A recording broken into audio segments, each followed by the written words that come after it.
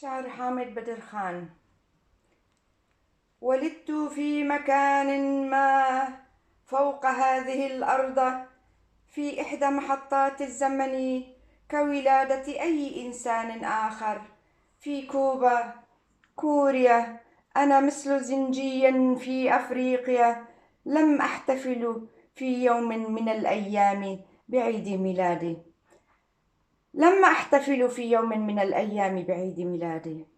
لا لأنني أجهلت تاريخ ولادتي، بل لأنني بقيت طول حياتي مع التراب والمحراس مثل باريا الهندي وموجيك من الشمال.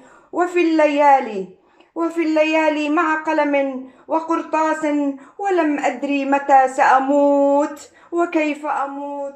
تعلمت من الحياة الكتابة والقراءة. ولماذا تلدغ الحية؟ لم أفتش عن السعادة لنفسي باحثا عن الكنوز التي تحدثت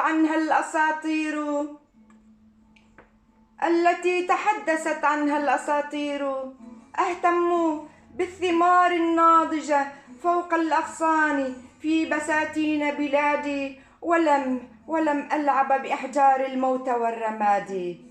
حينما رأيت النور في عيون الشمس والجمهور كنت طفلا وسلكت دربي، ولذلك لم أحمل الرياش المزركشة كالطيور كردلابون. سمعتهم يقولون: ليس لابن الإنسان أن يسند رأسه.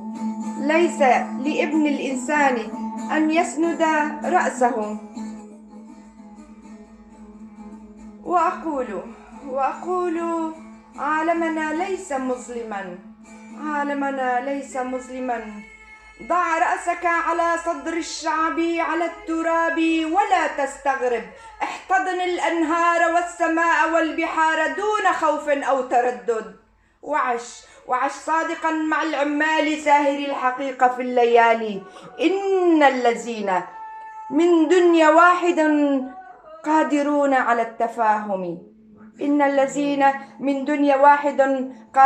على التفاهم فيما بينهم. وثق بذلك أن الحياة ليست أحذية مبللة وجذوع محطمة نهشتها النباتات المعرشة، بل إنها إيمان بالغد، بالثورة والنضال والتكاتف. وصيتي مكتوبة فوق يدي، ليس لدى كاتب العدل. أترك عظامي إلى الأرض والزمن، ولحمي إلى الديدان، وربما يأخذونه إلى الأفران دون رضائي.